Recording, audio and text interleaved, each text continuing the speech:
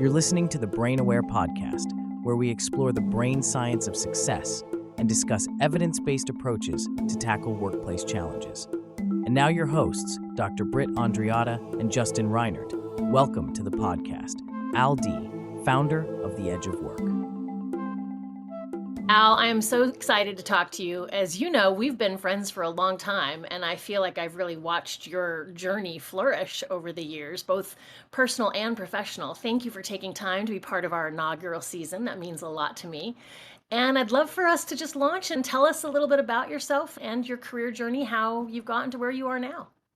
I'd be happy to. It's great to be here with you. I feel so grateful for all of your support and friendship. And I guess just to get started, my career professionally started back when I was working in management consulting for a large consulting firm. I was doing a lot of work around technology transformation within large enterprises. This was when we were just starting to get to the cusp of digital transformation. That's how I found your work. I was doing a lot of work at the intersection of technology, people, and change, and thinking about, as organizations were adopting new technologies, what was the people impact of that? How do we update the organization, rewire the operating system to enable people to thrive with these new technologies and change? I did that for a while and went to business school, got my MBA, got back into the change management and technology space, but started getting more involved into the people and culture and leadership side of things. Because Britt, as I know you know very well, whenever you're doing these big transformation and change projects, so much of it really does come down to what leaders say, do, and reward, as well as the cultural norms and behaviors of the organization. It was through that lens where I fell in love with the world of leadership development. I just believed it was so great and of an opportunity to kind of develop leaders so that they could lead to their abilities, but also so that they could drive greater impact inside of the organization. So that led me to exploring this world of leadership development. I had started a side hustle of doing some coaching, training, and some facilitating outside of my core day job. Eventually left Deloitte to go over to the world of Salesforce, where I spent the next few years. That side business of coaching, speaking, and training grew each year. During the pandemic, to keep a long story short, I realized that this side business could actually become a real thing. And so eventually decided to leave Salesforce to kind of build my own company, The Edge of Work, which is a leadership and talent development consulting firm, which is what I do today. So the privilege of working with organizations to help develop their leaders. So really designing, facilitating, building leadership programs that help leaders build the skills they need to be effective leaders in today's workplace. So that's where I am today, and that's what I'm up to now. But yeah, I think when we first met, it's ironic that the theme of this podcast is around change, really looking at that intersection of technology, transformation, and people. And how do you help people change so that the organization can work in a new way? Congratulations on all your many successes. It's been really fun to watch. So, Al, as you think back on your career, you've probably gone through a lot of different changes. I'm wondering if you wouldn't mind sharing one that was memorable, either something that went smoothly or maybe one that was more challenging. Yeah, it's funny and humbling because as someone now who, particularly from a lens of leadership development, Britt, as I'm sure, and Justin, for you, I'm sure this comes up a lot. Even if we're doing a leadership development program, inevitably change kind of comes up and we end up talking about it and sharing about it and discussing it. And then you have to do it for yourself. And then all of a sudden, it becomes a lot less fun to talk about it and deal with and manage. And I think that's kind of my first experience with this, is just that it is an incredibly human thing to both have to deal with change, but also to be challenged by it, right? Even for people like us who are curious and genuinely interested in learning more about it and seeing it, the kind of experience that sticks out the most to me is when I was working at Salesforce in the technology industry, you're kind of signing up for understanding that part of what you're doing is working at a fast-paced environment where there will be opportunities for growth and change. I remember going through an experience where in a span of maybe a year, we went through about 5 or 6 different organizational shifts and changes, ranging from new leaders to new teams to consolidations to merging of different teams and projects. I think what was so unsettling at first were 2 things. Number one was it was one of those experiences where you just realize, or at least I realized, how much of this was outside of my control, right? And as someone who has always believed in taking agency in terms of, as someone who's always believed in wanting to take control of things and believing that I could take control, it was hard, at least initially, to understand and grok the fact that so many of these things just seemed way out of my control. I think the other thing that was particularly challenging is that when you're constantly going through all of those changes, it's really hard to find stability and having a bedrock to keep you strong even when things around you feel like they're spinning. And I would say maybe the last piece of it that was really, really hard was it got to the point where you just, because there were so many changes, even this thought of trying to take this step or take these projects or do this thing, by the time you got to the third change, you kept asking yourself, is it even worth it? Because what if another change happens and renders all of this work useless? I see you nodding your head because clearly you have worked in a company before where this has happened. So, Al, what did you learn from that experience? I think what it really taught me, though, was a couple things and stuff that I've tried to bring to me personally to this day, as well as certainly when it comes up in a lot of leadership programs that I run. So the first thing is that sometimes when there is so much that's changing, if you can be the person who just is that sturdy rock for yourself, but for other people, that can often give you a sense of direction and purpose. I have tried to, when possible, particularly in those situations in my life, to kind of be that for other people. It helps them, but it helps me in terms of helping me, again, find that sense of purpose. I think the other thing, what it taught me was that, and I would learn more about this later, Britt, partially through you, but also through doing more research on this, is that we are, as Britt, as you talk about, we are wired to resist, right? And we are a lot of times wired to resist things that we perceive as threats. But what sometimes we do need in times of change, we need to understand what is sturdy and what's keeping us the same. Just even acknowledging and understanding and being able to name things like, this is not changing, this is staying the same. Because unless everything is 100% changing, there will always be some constants. And so that was another lesson I learned from it. Even when those moments get tense, of just being able to tell myself, but here's what's the same. Here, or this is not what's changing, or this is what I can keep doing. That has been particularly helpful. The last thing I learned from it is not having to suffer alone, particularly in the sense of the organizational, if you work in an organization. Most of the time, if you're going through a change, you will not be the only one experiencing that change, which also will probably mean that if you are struggling with it, you will probably not be the only one who is struggling in some capacity. Knowing that I didn't have to suffer alone or in silence, and that I could go outward and rely on others and find community in that, that was something that I've tried to take with me to this day. It was a really tough year, but it definitely taught me a lot. And what about right now? What are some big changes you're currently navigating or launching soon? Great question. We were just talking before we hit record. I've got a 4-month-old son. This is our first kid. Being a parent, being a father, and I've been married now for about 2 years. So I would still consider myself to be at the early stages being a partner in that regard. It's definitely been a big change. Broadly speaking, over the past 4 years, I have moved cities, left corporate, started a business, got engaged, got married, and had a child. And all things that are amazing and great are all things I wanted to do. Might recommend to other people to not do all of those things in such a short, compressed amount of time if you have your druthers, but life works out in funny ways, and I'm certainly grateful for all of it.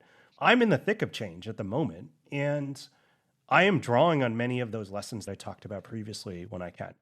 Every day is different, and there are days when I do it better than others, but those are certainly big ones, and even little things. I mean, Brett, I know you have a child, but I feel like as a new parent, there are, particularly with a young infant, they go through so many changes. And as a result of them going through so many changes, you as the parents have to adapt and change with them. And the only difference is that they have all of the feelings and no skills, but we as the adults have feelings as well as skills. And so we have to kind of guide that in a lot of ways. The latest one is we're trying to get them in to take a bottle, and it's really, really challenging. They can't respond. And so it's I feel like right now you are catching me at a really good time because I am in the thick of everything that your podcast and so much of your work is about. I wish I could tell you that every day is great and I have all the answers, or that many of the lessons I learned, that I'm applying them and everything's perfect, because I'm not. But I think more than anything, it just is the humble reminder, at least for me, that I'm just as human as everyone else. Sometimes I can take solace in that.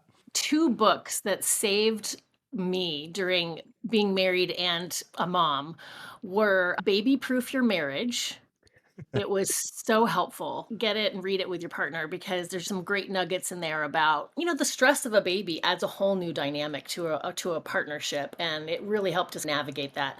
The other one based on the science of how the brain works. Dr. Alan Kasdan has this great parenting method that's really built on how we form habits and emotional regulation and all that good stuff. So he's got a book out, the Kasdan, I think it's called the Kasdan Method of Parenting or something like that. Two more recommendations as you Wonderful. navigate this stage of your life. I'll take anything I can get at this. So thank you. Oh, it's so funny to hear you talk about a 4-month-old baby, been married for 2 years, because I feel like we just met, but apparently we didn't, because I remember when you were getting engaged. So yeah, it's crazy how time flies. But to pivot a little bit, given the focus of your career today on developing leaders for today's world of work, how does change play into the programs and initiatives that you're driving in organizations? It's a great question. One of the things I often think about is that whether people realize it or not, everyone is more or less in the business of change. It's just whether or not you've actually realized it. I mean, if you take an average company, think about the things that employees do every day. They launch new programs, build processes, revamp old processes. They come up with new ideas to solve customer challenges. They try to solve problems that they couldn't have solved previously. All of those things involve getting someone or groups of people to either start doing something, stop doing something, or change what they're doing, which fundamentally is about change. And so to your question about how does change come up in terms of developing leaders? Well, number one, I would argue that it is prescient for everyone, but in particular, I think for leaders, it plays a critical role because so much of what a leader fundamentally is trying to do is to help a group of people achieve a collective result. And your ability to do that rests a lot on your ability to inspire, motivate, empower, enable a group of people to make tweaks or changes of some kind. And so it absolutely, I think, is relevant and prescient just to how work gets done today. And as a result, is reflected in a lot of the programs that I'm a part of, both in terms of the content and curriculum and behaviors, as well as the conversations that come up when we have discussions, even if we're trying to work on feedback or delegation. Inevitably, something maps back to change. For those of us paying attention to the news, regardless of where we are in the world, it's hard to not be in an industry or geography right now where, as a leader or employee, you're not dealing with change, right? Or you're not impacted by one change or multiple changes or all other types of things. And so from broader perspective, like it absolutely should be something that we should be focused on because it's the reality, I think, for a lot of us. The more we provide awareness and tools and understanding of how we can kind of navigate through that, I think the better that we're going to be able to actually equip leaders with things that they can do to help their people, not just get through stuff, but thrive in it. It can be really challenging when you have that happening to you, but don't necessarily understand why it's happening or have tools to kind of navigate through it. Absolutely. You were around for the first edition of Wired to Resist, but the new edition's coming out just in a couple weeks. I'm going to send you a copy. But I added a whole section, 4 chapters on the 4 big drivers of change: technology, the environment and climate change, organizational growth and development, and human consciousness. It's the intersection of those 4 things that are really accelerating what we're all experiencing right now. So I wanted people to have kind of that bigger picture of like, these are all the pressures that are creating change in an organization, particularly with technology. AI is completely shifting how we define work, what it can look like, and who does it. We're in a special time right now. It can feel overwhelming and a little bit scary, but it's also a big time of transformation, in our country, in our organizations, globally. So I'm curious to see how it all shakes out. But I know change can feel overwhelming, even if it's stuff you're excited about, right? 100%. Like I mentioned previously, a lot of those things that have happened to me in my personal life, those are all things that arguably I wanted. And to your point, they can still be really hard. And I think it's okay to acknowledge that. Even for things that you do want or you can rationally agree are a positive thing, it can still be hard to navigate it because we're humans and that's just how we are. Let's dig in a little bit on when you're helping an organization navigate some kind of change. What are some of your go-to strategies that you have found to be useful? If you can identify a couple things like I really like doing X, Y, and Z, or during this change, we found that these couple strategies really helped. I'd love to get into the tactical part a little bit. Sure. And I'd be curious to get your feedback on these just because you live and breathe this each and every day. There's a couple things I always love to start with. I think the first thing I love to start with is just like starting with where you are. And for those of you who have been on an airplane recently, you will remember the expression to put on your oxygen mask first before assisting other people. And that's where I love to start, particularly with leaders. If you are leading a change of any kind, it is on you for sure as a leader to figure out how you want to show up for others. And you will be much better equipped to do that when you actually take stock for yourself of where you are with relation to the change. I would argue that it will be much harder for you to lead the change successfully and get to the outcome that you want if you don't do at least some internal work and reflection and awareness around how am I doing with this change? There's this funny thing sometimes that we think that leaders make all the decisions. And while some of that may be true, I can think of countless examples of clients I've had or people I've worked with in my own life where a leader has foisted a decision that has been made. Return to office seems like a really good one to start, where it's like they didn't get to make that decision, right? But they've got to carry it out and see it to an objective, right? And so even just like starting with yourself, how do you sit with this change? What does this feel like for you? How does this impact you? What is your general relationship to change in terms of how you've done with these things in the past? I think that's a really important place to start. I think the second thing comes back to something that I said earlier, which is while things changing, finding stability and groundedness really helps people. And so I think another thing I always like to do is to say and start with, okay, forget about what's changing for a second. What's actually staying the same, right? And what are the things that are going to stay the same? And how can we use that? How can we use that in our messaging? How can we use that in our communications? How can we use that for ourselves so that we remind people to make an opportunity to calm them a little bit, to maybe lower that threat level, to maybe remind them and to get them to a safer spot where they can be more open to what's coming ahead. And I think the third thing I'll bring up is to start where there was momentum.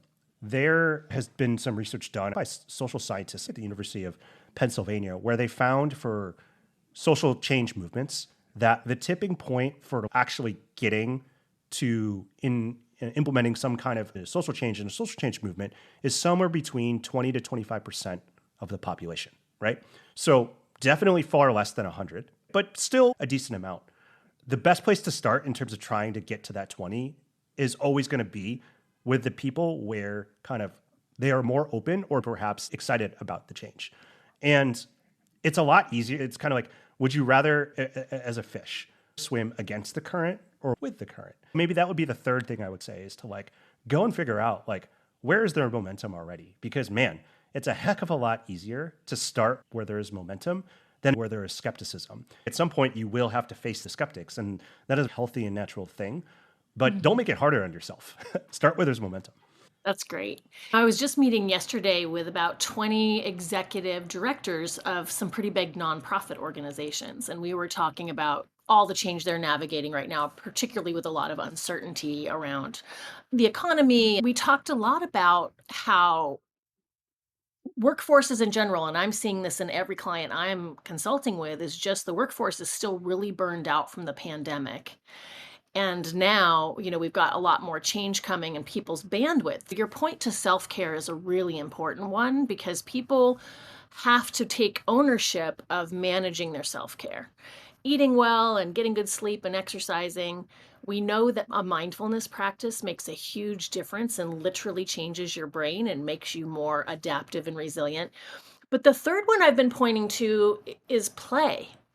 We lost access to play in the pandemic, and many of us have not gained it back. So we're really play deprived. When I'm talking to leaders, I'm like, yes, self-care and play, because play is missing. Animals only play when they're safe. We're signaling to our body that we're in a threat state when we don't have enough play in our lives. So I know as a new parent, that's a little challenging, but the cool part is when you have kids, you can start to re-engage with play and let yourself play in a way. But once your kids grow up, I think we have to work harder at remembering to play. Right. No, that resonates with me.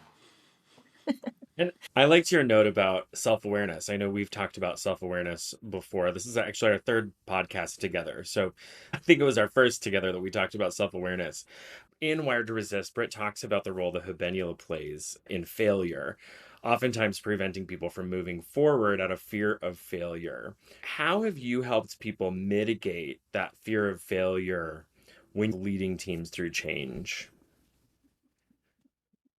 It's a great question. It's really hard. I'd say a couple things. I think the first thing I always try to start with, around these, particularly with leaders, is that the good news about a lot of these change things that people go through, particularly in organizations, is that the solutions never happen overnight, right? Particularly on these larger transformations, like the end state doesn't happen overnight. If you take that to be true, whatever you come up with in the moment probably won't be the end all be all. And when I can get people to understand that, naturally then the next thing that comes next is like, okay, well then like it's going to take us a while to, get all of these things right and to get them to work. Part of it is taking a step through. If this is the end state and we know it's going to take 12 months, 18 months, realistically, are we going to get this in one shot? No, we kind of get there. And then it becomes, well, how do we find ways to like actually work towards that? And so it's kind of this idea though of progress, not perfection, of we're not necessarily looking to get perfect right away. We're looking to take steps in the right direction. Some of that is just mindset and framing. Another thing I always love doing is getting people to remember that they have tried stuff, it failed, and worked through it before, reminding them, hey, you've got something before where this has happened. What can we draw on from that might help us in this moment? It's a reminder of self-awareness or reflection of past experiences so that they can have the confidence. For leaders, I always say, you got 3 tools: what you say, what you do, and what you reward. As a leader, you know you need to change, and that you alone will not come up with the answer. That means you're going to need your people to step up to the plate as well.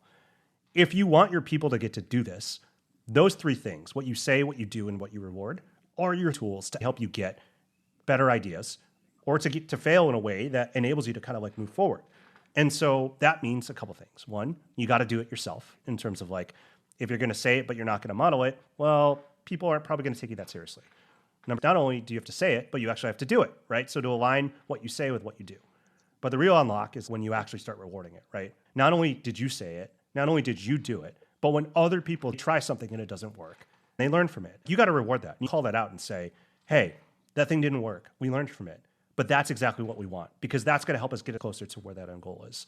We don't have to go down the rabbit hole of psychological safety and all that means and all those types of things, but certainly this kind of plays into that very much as well, because it's going to be a lot easier for your people to raise their hand and admit they failed or to try something when they've seen you go first and they've seen you kind of model that and they see you kind of showing that that's okay, because it lets them know they will be safe if they do the same thing.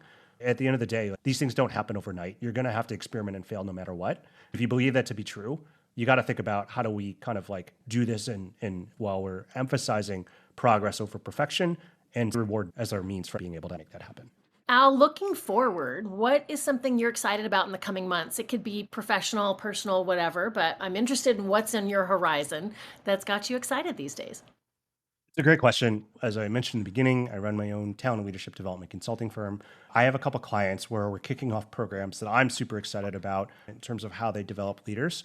In most of these cases, these are first-time managers or leaders who are kind of newer to the role. And so I always love being able to work with those people because we can start from a good foundation and build up versus having developed somewhere and then have to rewire and start again. The curiosity and genuine interest and questions that you kind of get in those environments tends to be really awesome and very exciting and invigorating.